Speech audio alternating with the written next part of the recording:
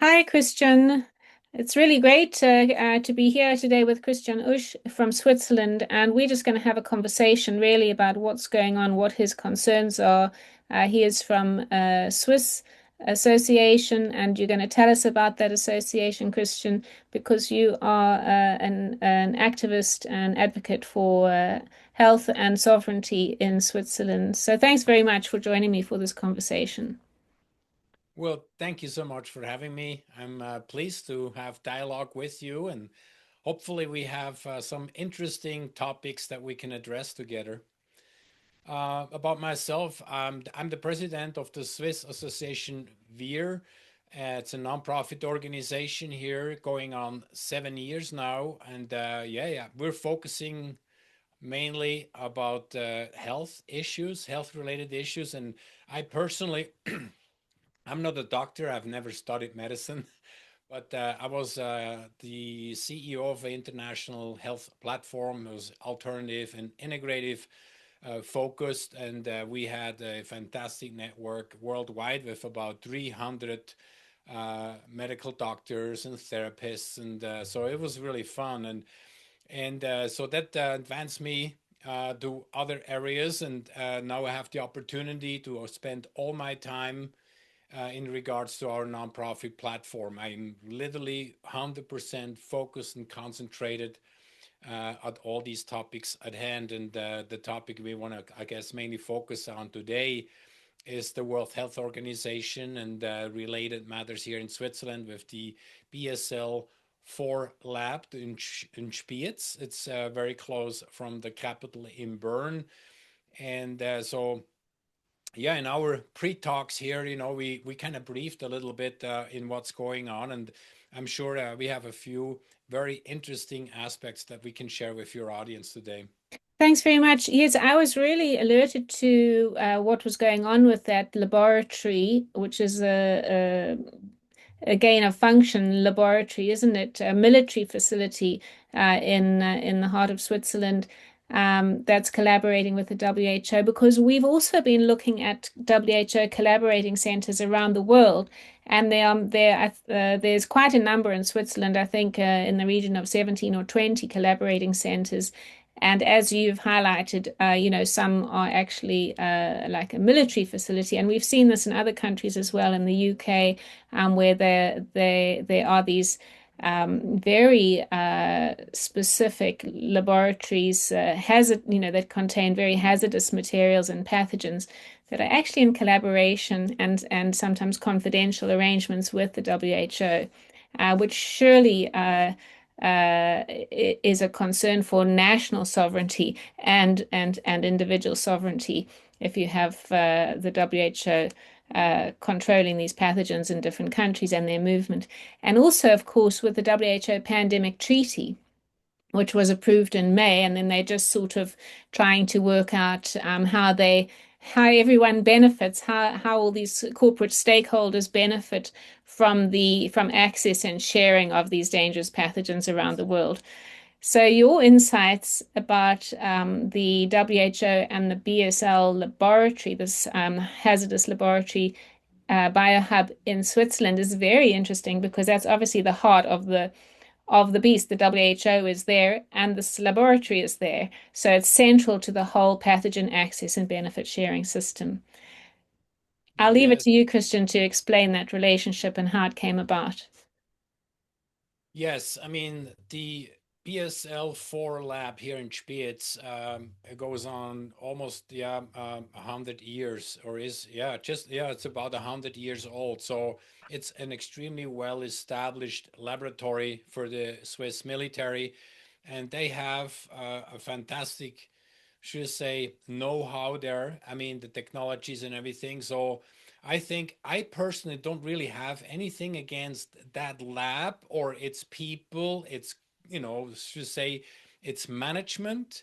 But I think where we have a problem now is that this lab has been chosen to be the exquisite, so to say, the World Health Biohub Systems Laboratory, where the whole PAPS, the pathogen access benefit sharing, is really happening as a central point worldwide.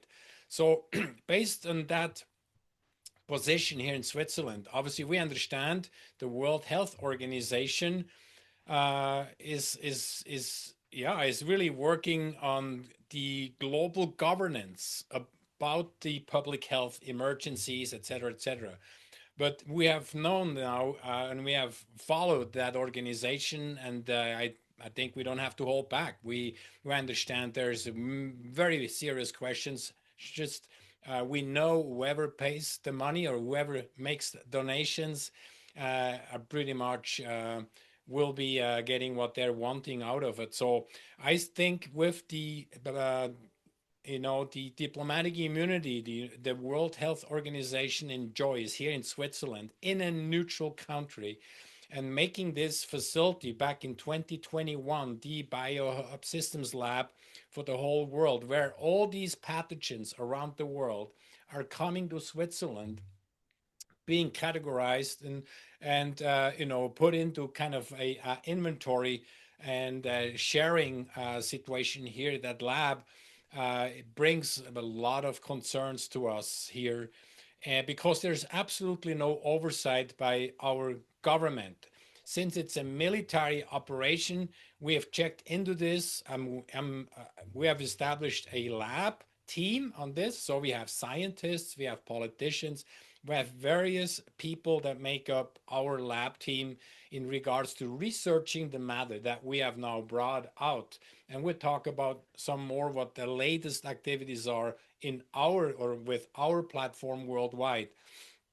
But the concerns we have are multifold. One of them is um, we understand that bioweapons, okay, are never for defensive purposes. A bioweapon is always being developed for offensive. Mm. Okay, so we have a problem. Even if the lab here in Switzerland is not, yeah, I mean, it's hard to say, okay? Mm. Even if they're just receiving, storing, and distributing dual use gain of function properties, so to say, pathogens, bioweapons, we call it, um, they're guilty by association, so to Mm. say, okay? So even, and it's not just the lab in Spiez, we have other labs here in Switzerland. Back in Bern, in the capital, there is a luxury hospital, and that's all connected. Okay, I mean, we don't know, or I don't know how much time we have today to go into the details, but it's amazing what kind of a competence cluster they have been able to facilitate here. And the really scary part here now is since last spring in April, NATO has also received officially a office here in Geneva.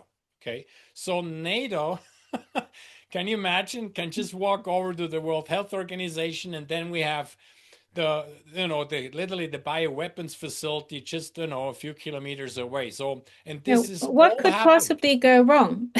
What can possibly go wrong? And we have to also look, though, in other words, we got kind of slapped around by some people about exposing all this. It's like, well, here in Switzerland, the government is on top of it and stuff. It's like, well, okay. So the budget, we show in the budget that it's all financed, this lab, through the government funding, the military funding. Okay. But we have to assume that with the should say, in partnership with the World Health Organization and their funding sources, that we have to look at, other financing mechanisms behind the scenes. That the lab most likely has contract work that they will be doing and facilitating that the Swiss government and even the military doesn't know about it. Strictly just the management and the staff of the lab could be used and possibly even put on the duress that they Mm. would facilitate something that is not kosher based on what the government knows here. So I spoke with national parliament members, okay, they're in our team at the at both sides, the small and the small and the larger house. and none of them have any information whatsoever. And we have now raised questions at the federal council level, and none of our questions are being answered. So I I was think, I was going to say, is it even legal in Switzerland for the Swiss government to make this arrangement with the WHO? I mean, I have a document which I'd like to share, which shows Tedros, the go Director ahead. General of the WHO, actually signing with the council. Let's see this one here. So, Yeah, a memorandum of understanding between the Swiss government, correct. um, and it says acting on behalf of the Federal Department of Defense, with the WHO, in cooperation, to form this WHO biohub system. And you can see, again, there you've got the Swiss Federal Department of Defense represented by the Spiez Laboratory. So the Yeah, laboratory, and yes, it's really interesting. I'm really apologize for intercepting, but what's really interesting is that it's run under an MOU, a memorandum of understanding. This is really where it gets really, really sticky. Okay, so I've been in business for a long time. I've done international business, but when things happening on the MOUs, this is like the perfect way to take away transparency from the actual parliament. Okay, so whatever they're doing with the Bundesrat, in other words the federal council, with an MOU, they don't necessarily have to go and put it through the government, uh, so that's really scary stuff, and this is back from 21. yes, and it says it will continue until 31st of March 2027. So that's just a fairly sort of, arbitrary little clause. It's from here to there, but then it's extended and can continue, maybe extended for an additional period of 3 years. And then look there, that's as simple as that, 2 pages, and Dr. Tedros signing it along with the president of the Swiss Confederation on the 29th of April 2024. So it's quite astonishing, really, that the government could just go and make this arrangement with the uh, Director General of the who is, for all intents and purposes, a dictator of the WHO. He has extraordinary powers, and the WHO Pandemic Treaty and the amendments to the international health regulations seek to extend those powers. It's exactly right. You hit it on the head. There is absolutely no democratic process. It's absolutely circumventing our parliament. Yeah. Are you getting any response from the parliamentarians in response to the concerns that you've raised? No, not at all. Not at all. And I think, this has been long going on, In other words, even let's assume that NATO is putting our federal council under duress to go with this, because we know as a fact that, let's just look at our war scenario, look at our status of our war, that we're following here in the sidelines between Russia and the Ukraine, and especially also NATO, not officially, but it's but it's a proxy war. We know that NATO. And it's not traditional, conventional, what we're talking about here, where we have to take this. In other words, we have to kind of look ahead. So when we look at the traditional, conventional way of war, it's extremely expensive, takes a lot of resources and stuff. So the new way of fighting wars, and also hybrid war strategies and tactics, is in regards to bioweapon use. So it is it's much cheaper, but it can be extremely ineffective. So when you combine the bioweapons manufacturing, and then you have the agenda from the World Health Organization, okay, together with the pharma cartels, and we see now how everything is happening. I mean, through this kind of One Health platform, how much power they have, all over our national governments. So, by the fact that the WHO is taking over, our national governments can take themselves out of the crosshairs, in other words, and they can blame the WHO or anybody else Yes. if something doesn't work out. And I think that is exactly the sticky thing. And we have to put our fingers in the wound till we really have answers. And I know we don't get the answers based on our questions because we're onto something very hot. And, Yes. I think we are asking the right questions here. And that's the reason why we're not getting the answers. Yes. In actual fact, Christian, I just wanted to highlight a clause or clauses that are being discussed in the final negotiations of the pandemic treaty. I haven't got the slide up very nicely here because let me see if I can just go play from current. It'd probably be better. Is that better? This is Um, so you can see on the right of that slide. There's a little box in a yellow shade, and it's some clauses from Article 12 of the Pandemic Treaty, and it says, the Pandemic Treaty will ensure the rapid and timely sharing of pathogen access and benefit sharing materials and sequence information, and on an equal footing, the rapid, timely, fair, and equitable sharing of benefits, both monetary and non-monetary, including annual monetary contributions, vaccines, therapeutics, and diagnostics. So you can just see how this is such a big racket, this WHO pandemic treaty and the whole pandemic health security agenda. Because with this pathogen access and benefit sharing, they're trying to squabble over the spoils and share out the spoils, and to determine the profit share from the proceeds of these pandemics. So these bioweapons are hugely, profitable, as are pandemics. And, many people have wondered about this pathogen access and benefit sharing system. How will it actually work? Well, I think you've really put your finger on it.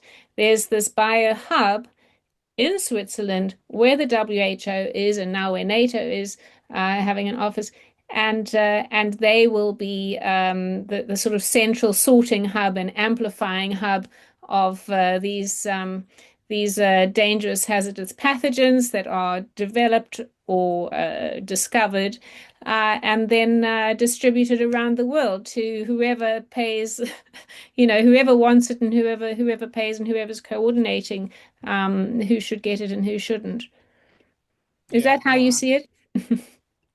absolutely, and it goes even deeper than this. Let's just, let's maybe take a next step. Um, Maybe some of the viewers here uh, recognize the name Rheinmetall. Rheinmetall is a military industrial manufacturer. Okay, so it's the largest especially here in southern Germany. It's definitely one of the largest, manufacturer for military equipment, here in Europe. So, um, 300 meters from the BSL-4 lab here in Spiez, 300 meters away from that, we have Nitrochemical. So that's a subsidiary from Rheinmetall and the Swiss military. So it's a joint partnership, deal. It's a corporation, and and so these two, Rheinmetall and the Swiss military, running that facility. And then another sister, organization, also Rheinmetall, has another property, in central Switzerland where they then do all the different tests.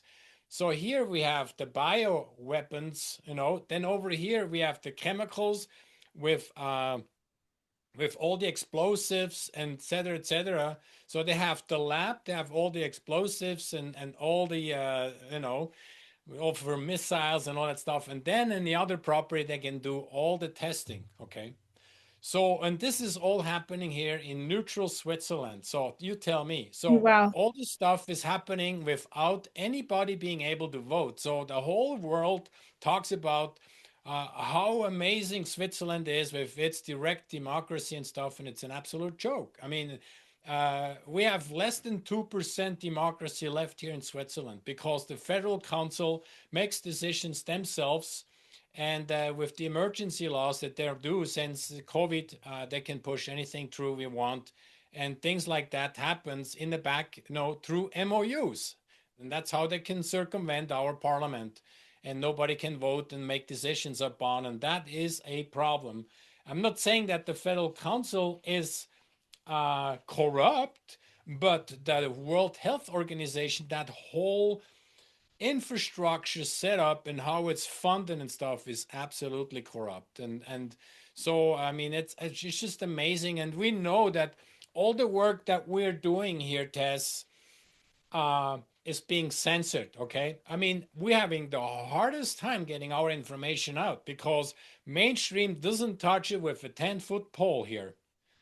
So we depend on alternative media, and they're joking up because I mean, with all the expenses, we don't getting any funding to the Mm. alternative, the new media, as it is probably everywhere the same. So it's the same thing here, and and they don't allow to discuss and have dialogue about the narrative. They just come and they make a personal attack. So we deal with this whole thing, I think, all together.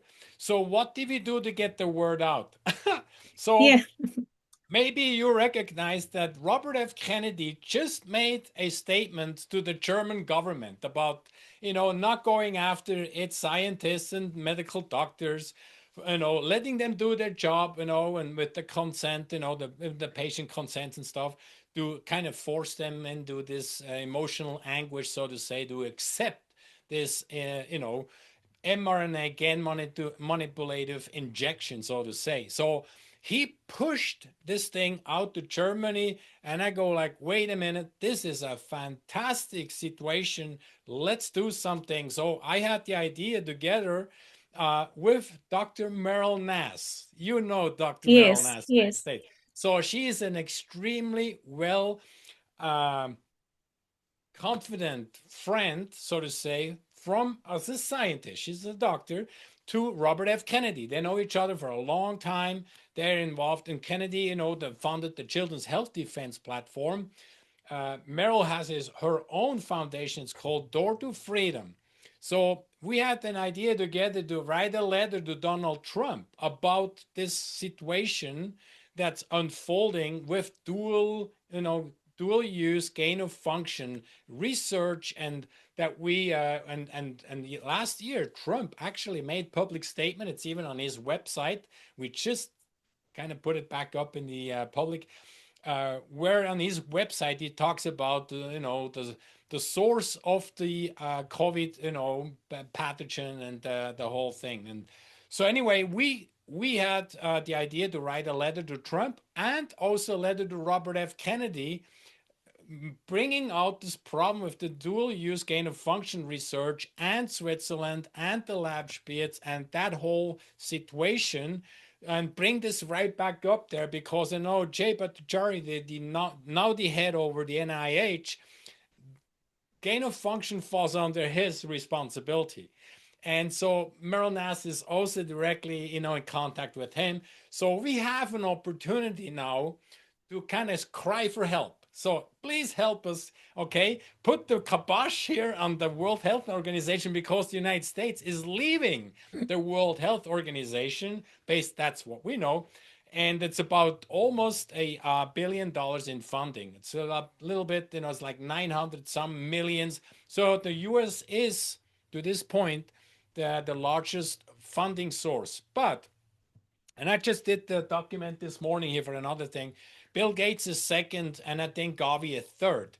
So if we look at how much Gates puts into Gavi, how much Gates puts in directly, I think that Gates is the largest funder, and we know his intent, his intent to depopulate this world, and they're well on their way. I mean, we can see the effects Mm. of their Mm. bioweapon they have injected across the whole world. So, I mean, we see what's going on and we bring it out, and we're now seeking help from the US administration. I mean, where else can he go if they Mm. can't help us?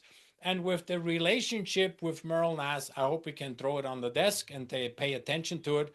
And next week, Trump is expected to be in Davos in the WEF, meet in Davos here in Switzerland. So Mm. we'll see. We try everything here, Tess. Well, it would be very interesting if he did speak about this laboratory and the threat to the national sovereignty of all countries in relation to that laboratory. I don't think any country would like any sovereign country, government and peoples would want our militaries having confidential relationships with the WHO in relation to bioweapons. So there is something's gone terribly, terribly wrong. And I think for those of us who've been working with this material and information and looking at the structure of the WHO and its collaborating centers, it's quite clear that there's already a supranational structure in place with these relationships. The Swiss laboratory is not the only laboratory with a relationship with the WHO. The UK has a military facility laboratory that also stores pathogens and has a relationship with the WHO. And we know that in Japan, there's also a laboratory, which incidentally they are planning to move to the center of Tokyo, that has hazardous material, and the Japanese people have been rallying against that. So I think we also, I would think in the USA as well, there must be laboratories that are having a relationship like this with the WHO. And our work looking at the collaborating centers indicates that there are at least 70 active WHO collaborating centers in the USA. So it is going to be very interesting to see what exiting the WHO actually looks like when there are all these institutions like the FDA and the NIH that have laboratories that are in a relationship with the WHO, and whether they're going to just sever that, or what does that look like if the if the USA withdraws funding, because those laboratories and those other institutions may be receiving funding and grants from Gates and others as well. Yeah, I think you're hitting the nail right on the head here. Who knows who is all financing all this stuff, so we have to assume here in Switzerland that there's third-party financing going on behind the scenes, and through these MOUs, the memorandum of understanding, they don't have to disclose a lot of the stuff that's happening, and again they can circumvent our democratic way, and that's a really big concern. I like to come back to the United States, and you're absolutely correct. I have the information from Dr. Merrill Nass out of the United States that back in 2023, and that I think that's good. We've kind of briefed this here for the viewers. In the United States, in 2023, the CDC received the following reports from the US labs working with 60 plus of the most dangerous pathogens. 8 losses of agents, okay, happened in the United States. That's just in 1 year. 215 releases of agents. Also, 8 losses, 215 releases of agents, 764 people were exposed. The FBI was notified by 16 security-related issues, and 7 of these were criminally investigated. Wow. Hello? Okay, so can you imagine if the World Health Organization is operating these labs here in Switzerland? If something happened, there's no government Mm. oversight. Nobody's going to say anything. And then we have the same story as in Wuhan. They're going to blame, a fish market or something like that. So, I mean, we see through it. I know you see through it. Mm. Your team behind it, our side gets it. Now, the question and our challenge is, how do we get our information out to the main public? See, when government controls the media, our mainstream media, they're in cahoots together, okay? Mm. So the media needs the government to get all their funding, like here in Switzerland. We pay 335 francs a year for our public broadcast Wow. services. Paying for your So own indoctrination. so we pay for our own I indoctrination think and that. especially the media manipulation. So when you want to talk about democracy, that means the majority decides for the minority. But the Mm. majority is completely manipulated, indoctrinated, don't have a clue. We have a problem. then we don't have a democracy anymore.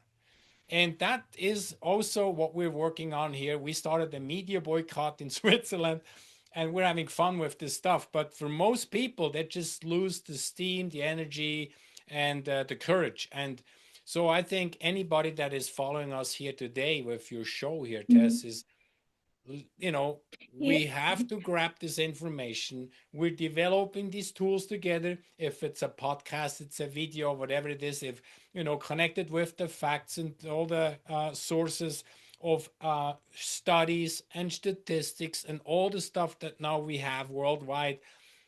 Let's motivate our people and our side to get it out and start the grassroots movement from the bottom up. And this is what we're focusing on here in Switzerland. Since we have a hard time going top to down, we go from the bottom up, and we're having an effect. We're having slow, but we're having these we have these breakthroughs. And I was just in a conference in Prague, um, and there we came together mainly through Germany and Austria and the Swiss. And so we decided that we start, you know what, we are the red line. In other words, we, the people, are the red line. No more. That's it. Okay. We're not going to go any further here. You guys are crossing the line. And I think we need to do this worldwide. And if we can get the UK to come on like that, we're the red Yeah. line. Christian, we are doing that as well through World Council for Health. So hopefully, your Swiss Association WIR will join. And it is about forming a coalition with lots of different organizations in the country and outside so that we can start, as you say, forming that line and educating from the grassroots up. Because there's a better way. That's our slogan. There's a better way.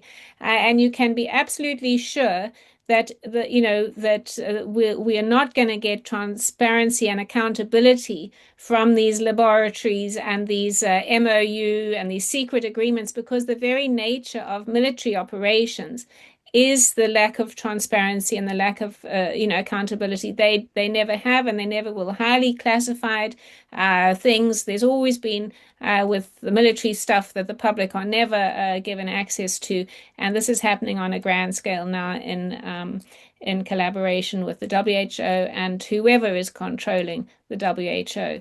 So we really need the public to wake up and to share, because please understand, just like what Christian's saying, we don't we are shut down, we are censored, and we're trying to get this really important information out to everybody.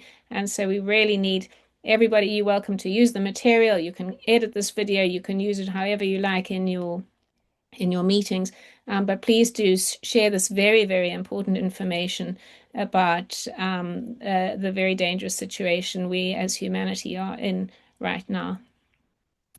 Absolutely. Christian, there's just one last thing I wanted to share with everybody, and that was the pathogen access and benefit sharing exercise that was happening, and hopefully I can find it here with ease.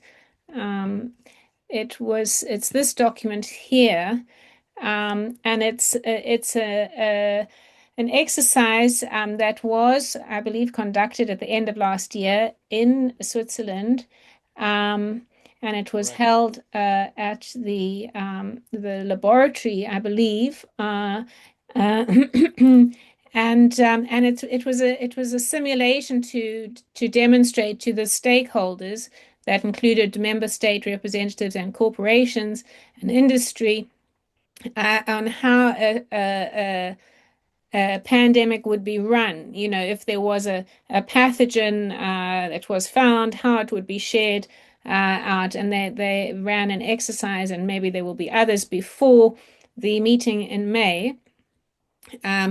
But I just wanted to show you, just to really bring it home, just scrolling through to find. So the objective was to test the practical feasibility and operational functionality of a potential pathogen access and benefit sharing mechanism by simulating a realistic pandemic emergency scenario.